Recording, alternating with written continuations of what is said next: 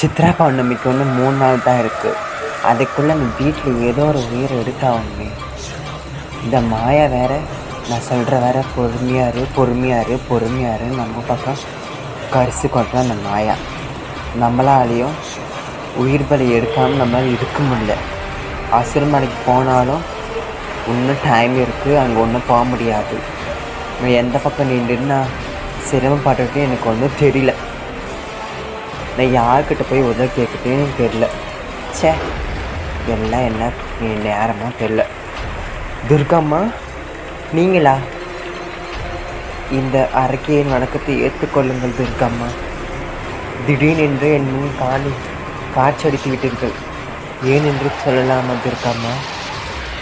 நான் உங்களை வணங்காத நாளே அல்ல. நான் அரக்கியாக இருந்தாலும் என் பேர் காந்தாரி கொண்ட உங்கள் பெயரை தான் நான் உங்களுக்கு வைத்து கொண்டிருக்கிறேன்.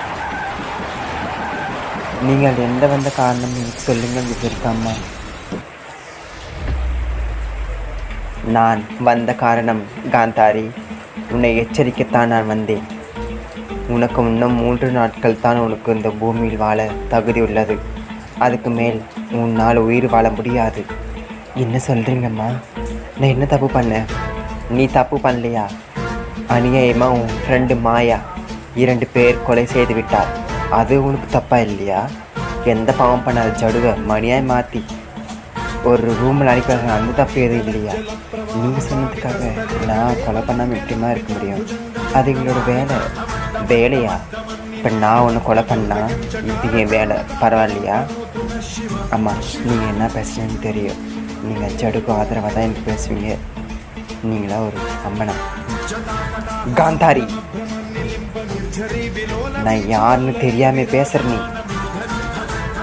நான் யாரு? இந்த உலகத்துக்கே பூமி தாய் நான் தான், பார்வதி.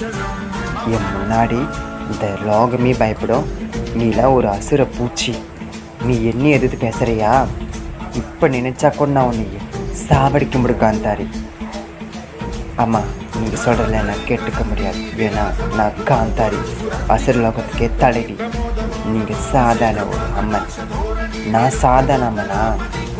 வர சித்ரா பௌர்ணமிக்குள்ளே உங்கள் 3 பேத்தையும் அடித்து நான் காட்டுறேன் பாரு. இது சத்தியம் காந்தாரி, நான் பாருங்க. பார்வதி அம்மா திடீர்னு நான் காந்தாரி, எனக்கு எந்த